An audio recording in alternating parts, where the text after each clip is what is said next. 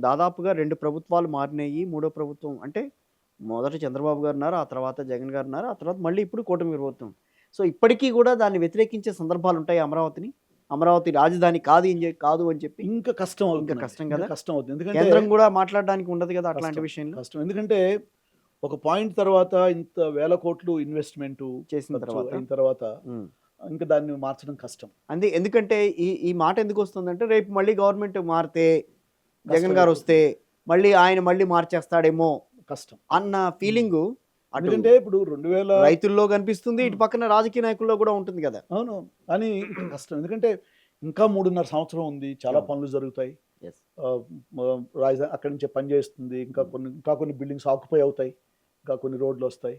దాన్ని మళ్ళా మార్చడం కష్టం. మరిప్పుడు మీరే కొన్ని సందర్భాల్లో డీసెంట్రలైజేషన్ అనేది గూడా చాలా ఇంపార్టెంటు. ఇప్పుడు ఈ మోడలు డెవలప్‌మెంట్‌లో ఆ!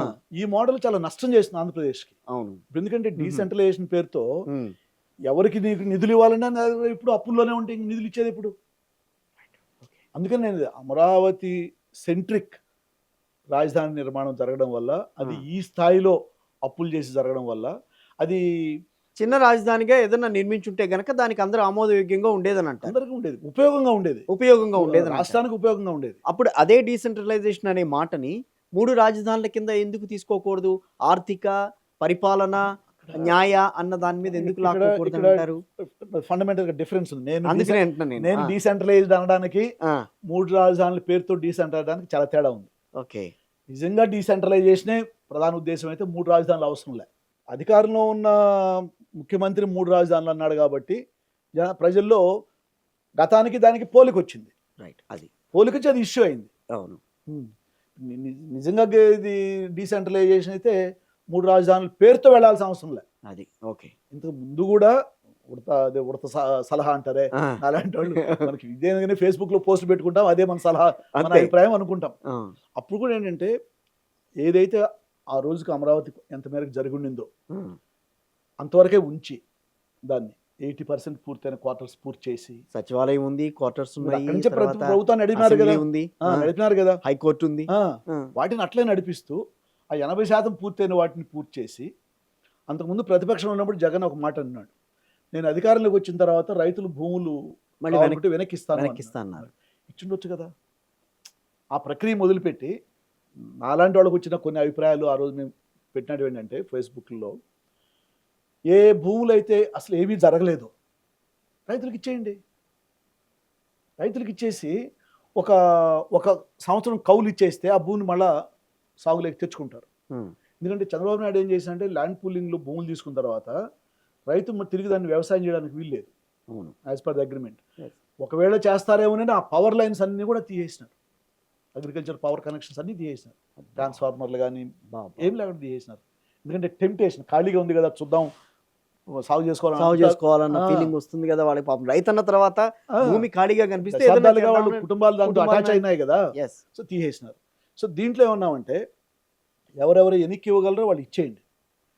ఒక కౌలు ఇచ్చేసి తిరిగి ఆ భూమిని సాగులోకి తెచ్చుకోవడానికి సహాయపడుతుందది. ఈ పవర్ లైన్స్ రెస్టోర్ చేయండి ఓకే. ఆ పొలాలకి. సో, అప్పటికి మీరు దాదాపు ఒక మూడో భాగమైన పొలాలు వెనక్కెళ్ళేటివి. అవును. ఎందుకంటే ఏం జరగలా అప్పుడు. సరే ఆల్రెడీ రోడ్లొచ్చి, భవనాలొచ్చి అవి రైతుకు ఎందుకు పనికిరావు హ్మ్. అనుకున్న వాటిని భూసేకరణ చట్టం ప్రకారం compensation, one time compensation settlement చేసి పర్మనెంట్‌గా అది ప్రభుత్వంది అయిపోతుంది. ఫర్దర్ ఆబ్లిగేషన్ ఉండదు. సో, ఒక చిన్న అడ్మినిస్ట్రేటివ్ క్యాపిటల్‌గా దీన్ని అట్లా ఉంచుకొని ప్రభుత్వాన్ని నడిపించుండొచ్చు. రైట్. అప్పుడు ప్రభుత్వ వ్యతిరేకత ఈ స్థాయిలో వచ్చేది కాదు. రైట్. కరెక్ట్. అవును. ఫార్మర్స్ కూడా ప్రభుత్వాన్ని నిందించడానికి నిందించడానికి అవకాశం అవకాశం ఉండేది కాదు. ఉండేది కాదు. హ్మ్. సో, అట్లా కాకుండా అడ్మినిస్ట్రేటివ్ క్యాపిటల్ కూడా కాకుండా లెజిస్లేటివ్ క్యాపిటల్ మాత్రమే అంటే ప్రాక్టికల్లీ దానికి లైఫ్ లేనట్టే. అంతే గదా! ముఖ్యమంత్రి ఎక్కడ ఉంటే అదే అడ్మినిస్ట్రేటివ్ క్యాపిటల్. అంతే. సో, జగన్ పీరియడ్‌లో ముఖ్యమంత్రిగా ఉండేది వైజాగ్. అవును. వాళ్ళ 3 రాజధానుల స్కీమ్‌లో. హ్మ్. చెడిపోయాయి. మొత్తం ఏం జరిగిందో మనం చూసినాం. హ్మ్. చూసినాం. అది. అమరావతి అనేది మొదటి నుంచి గూడా ఆంధ్రప్రదేశ్ వ్యవహారానికి సంబంధించి ఒక క్వెషన్ మార్క్‌గానే ఉంటోంది. ఈ క్వెషన్ మార్క్‌కి ఆన్సర్ అంటూ దొరకట్లేదు ఎవ్వరికీ కూడా. మీలాంటి వాళ్ళు మాట్లాడినా గూడా దానికి ఆన్సర్ అనేది బయటికి రావట్లా. తీసుకున్న డెసిషన్ తప్పని అనుకోవాలా? లేకపోతే అసలు నిజంగానే దాన్ని వదిలేసేసి మనం ఇంకేదన్నా డెవలప్ చేసుకుంటే బాగుండేది గదా! అన్న ఆలోచన ఇప్పుడు ఉంటుందా?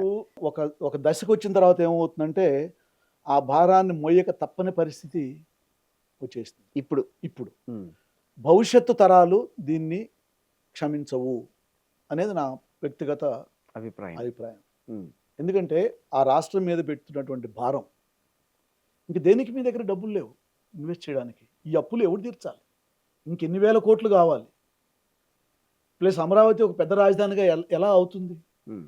ఐటీని కూడా ఇప్పుడు వైజాగ్లో తీసుకున్నారు. తీసుకెళ్తున్నారు. అవును. ఇంక నీ కొత్త కంపెనీలు ఏమి హెవీ ఇండస్ట్రీస్ రావు. ఆంధ్రప్రదేశ్ కావాల్సింది ఆగ్రో ప్రాసెసింగ్ ఇండస్ట్రీస్. ఎందుకంటే ఇది వ్యవసాయ ఆధారిత రాష్ట్రం. వ్యవసాయ ఆధారిత రాష్ట్రం మీద ఒక్క ఇండస్ట్రీ కన్నా మీరు పెడుతున్నారా? ఈ రోజు కూడా యూనో ఈ పై స్లోగన్స్ అంటే ఇమేజ్ బిల్డింగ్ స్లోగన్స్, ఆహా ఓహో అని చెప్పుకోవడానికి. ఇంతకుముందు అంతానేమో ప్రపంచ స్థాయి రాజధాని, 14-15 దేశాలు తిరిగి వచ్చాడు ముఖ్యమంత్రి ఆ టీంతో స్పెషల్ ఫ్లైట్స్లో. నేను కౌంట్ చేసుకుంటే నాకు 14 దొరికినాయి, ఒకటి రెండు మిస్ ఓన్లీ ఓన్లీ ఓన్లీ రాజధాని రాజధాని కోసం. పేరుతో, ఓన్లీ రాజధాని పేరుతో. ఇంకా బయట వాళ్ళు వచ్చిపోయింది పక్కన పెట్టేస్తే కొన్ని 100 కోట్లు దాని పేరుతో ఖర్చు, డిజైనర్స్ అని మారుస్తూ చేస్తూ అది కొంత ఖర్చు, చివరికి బాహుబలి డిజైన్స్ వరకు వెళ్ళినాం. అవును. ఏమైంది? ఇప్పుడు దాని గురించి ఎందుకు మాట్లాడరు? ఆ గ్రాఫిక్స్ అన్ని అబద్ధాలు. మొన్న అఫీషియల్గా గ్రాఫిక్స్ ఒకటి అప్రూవ్ చేసింది, నేను ఒక వీడియోలో పెట్టినాను, నార్మన్ ఫాస్టర్స్ కంపెనీ ద్వారా. ఓకే. సో మీరు సింగపూర్ వాళ్ళు మాస్ ప్లాన్ ఇచ్చినప్పుడు చూపించిన గ్రాఫిక్స్కి దీనికి చాలా తేడా ఉంది. ఎందుకంటే అవి మొత్తం అబద్ధాలే, అవి కేవలం కంప్యూటర్ గ్రాఫిక్స్.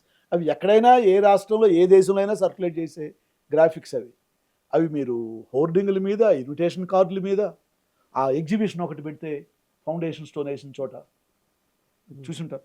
ఆ ఎగ్జిబిషన్ లోపల నేను అన్ని ఫొటోస్ తీసుకొని ఉన్నాయి, భవిష్యత్తు తరాలకి ఇవి అవసరం. ఇవన్నీ ప్రచారం చేసుకొని అమరావతిని విమర్శిస్తే హైదరాబాద్లో ఉండేవాళ్ళు మీకెందుకు, మా రాష్ట్రంలో మేము ఏదో ఒకసారి పడుతున్నాం, హైదరాబాద్లో ఉండే మేధావులు మమ్మల్ని ఎందుకు విమర్శిస్తున్నారు, మా మీద దాడి చేసేవాళ్ళు. హైదరాబాద్లో ఉండే కదా మీ ముఖ్యమంత్రి 5 ఏళ్ళు పరిపాలించింది, అది కనపడదు వాళ్ళకి. అంతేగా. హైదరాబాద్లో ఇల్లు కట్టుకుంటూ హయత్ హోటల్లో 3 నెలలు ఉన్నందుకు 20 కోట్ల రూపాయలు, నాకు 12 కోట్ల రూపాయలు జియో నా దగ్గర ఉంది, కొంతమంది 20 కోట్లు అంటున్నారు. 20 కోట్ల రూపాయలు హోటల్ బిల్లు ఆంధ్రప్రదేశ్ నుంచి పే చేయించాడు మీ ముఖ్యమంత్రి. అదంతా ఓకే మీకు. హైదరాబాద్లో ఉన్న ఆంధ్రవాడేవాడు మాట్లాడకూడదు. అది వాళ్ళు ఆ రోజుల్లో పెట్టినటువంటి బిల్డప్. మరి ఈరోజు ప్రపంచ స్థాయి రాజధాని ఎందుకు మాట్లాడరు? నాకు అదనంగా భూమి కావాలి, లేకపోతే ఇది మున్సిపాలిటీ అవుతుందని. మున్సిపాలిటీ అవుతుందని ఏంటి మున్సిపాలిటీ అనే వ్యవహారం ఎందుకు వచ్చిందండి ఇక్కడ? Reality, right? అది దాన్ని ఏమన్నా తెలుగు ఏదో ఉందండి, పర్వాలేదు మీరు రియాలిటీ కళ్ళ ముందు కనిపిస్తా ఉంది. ఓకే. ఇది వాస్తవం. ఆ రోజు ఇది తెలియ కాదు, ఆ రోజు ఆ ప్రచారం అవసరం. అన్ని బూటకు ప్రచారాలు, ఇమేజ్ బిల్డింగ్ పేరుతో ఆ ఛానల్స్, ఆ పత్రికల్లో చూస్తే అవి నమ్మిన రైతులందరూ కావచ్చునేమో అనుకున్నారు. ఒక్క అమరావతిలోనే 7-8 సూపర్ స్పెషాలిటీ హాస్పిటల్స్కి ఎంఓయూలు జరిగినాయి ఫస్ట్ 5 yearsలో. ఆడ ఉందా అంటే డిమాండ్ ఉందా? ఎయిమ్స్ వచ్చింది, మణిపాల్ వచ్చింది. నీకు ఇవి కాకుండా ఇంకా 7 సూపర్ స్పెషాలిటీ. లూలుతో కూడా ఎంఓయూ జరిగింది సూపర్ స్పెషాలిటీ హాస్పిటల్కి. ఆ రోజుల్లో లూలుతో కూడా 100 ఎకరాలు ఇచ్చారు. అతను తెలిసాడు ఏం లేదని బెట్లా. అందుకని అదేంటండి నిన్న కూడా అంటున్నారు, లూలుకి కాదు ఏ దేనికైనా సరే 99 పైసలకే నేను ఇచ్చేస్తా, మేము ఇచ్చేస్తామని చెప్పని అంటున్నారు కదా.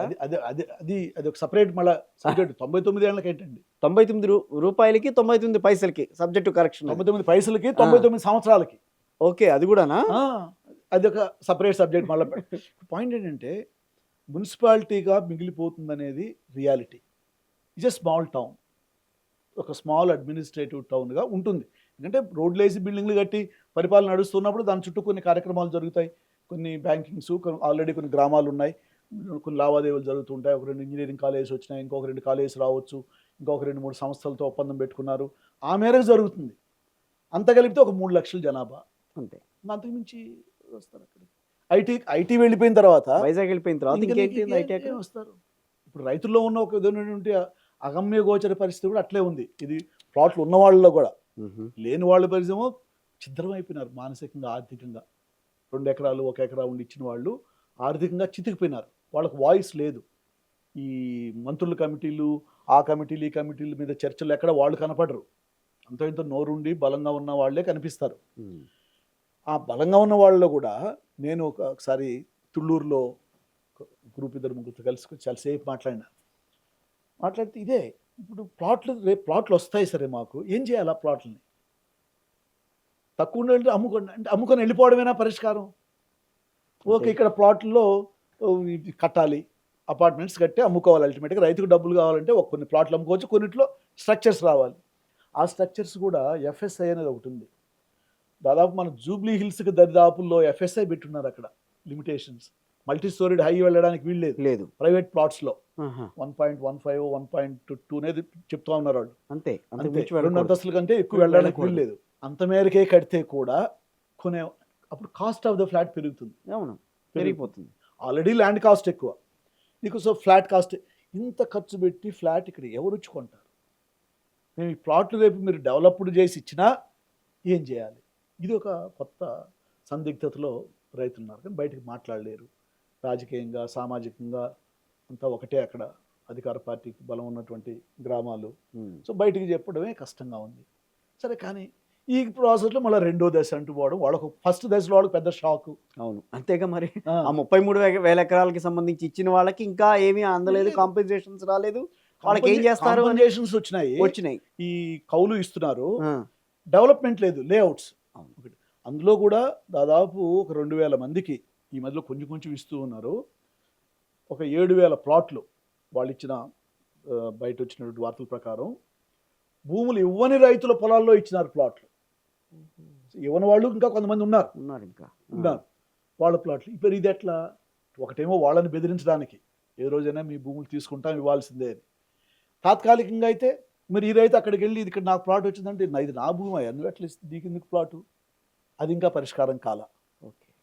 ప్లస్ ఇంక ఈ వంకల్లో వాగుల్లోనో లేకపోతే ఆ డౌన్ లో లయింగ్ ఏరియాలో ప్లాట్లు వచ్చిన వాళ్ళకి, మొన్న రైతు చనిపోయినాడు కదా, అవును, చూసినాం. ఆయన రెండే పాయింట్లు ఆయన చెప్పిన దాంట్లో ఆవేదన. ఒకటి, వాగులో ఇచ్చినారు, ఏం చేయాలి ఇదొకటి. 2, మందడం గ్రామంలోంచి మాస్టర్ ప్లాన్ ప్రకారం సీడ్ యాక్సెస్ రోడ్ నుంచి సీడ్ బిజినెస్ డిస్ట్రిక్ట్కి 200 అడుగుల రోడ్డు వెళ్ళాలి పల్లెలోంచి. ఓకే. మాస్టర్ ప్లాన్ ప్రకారం ప్రకారం ఇప్పుడు ఆ రోడ్డుకి అవసరం లేదు, మనకి ఎప్పుడో కట్టుకోవచ్చు. కానీ మన మంత్రి వెళ్ళి 26వ తేదీ అనుకుంటారు డిసెంబర్ గ్రామ సభ పెట్టాడు. ఎందుకంటే ఇక్కడ మాస్టర్ ప్లాన్ రోడ్డు వేయాలి అని. 200 అడుగులు మాస్టర్ ప్లాన్ రోడ్డు వేయాలి. 170 కుటుంబాలు దేశం. అబ్బా, గ్రామం అది, థిక్ గ్రామం. దాంట్లో 200 అడుగులు కొట్టేస్తే ఇంక మీకు మిగిలేదు, ఇక్కడ సగం విలేజ్ పోయినట్టు. వాళ్ళు ఏంటంటే ఇప్పుడు అవసరం అయింది, ప్లస్ మాకు భూములు ఇచ్చిన దానికి ఇంతవరకు మా ప్లాట్ డెవలప్ కాల. సో దాంట్లో ఉన్న ఇల్లుని కూడా తీసేస్తే మా పరిస్థితి అంటే దాంతో ఆయన ఆవేదనతో అది కొలాప్స్ అయింది. లేకపోతే ఆ గ్రామ సభ అక్కడ అవసరమే లేదు. ఆ రోజు సమస్యల పరిష్కారం కోసం పెట్టాల్సిన గ్రామ సభని కొత్త సమస్యలు సృష్టించారు వాళ్ళకి. ఆ రోజు మానసికంగా తీవ్రంగా ఒత్తిడికి గురవుతున్నారు చిన్న రైతులు.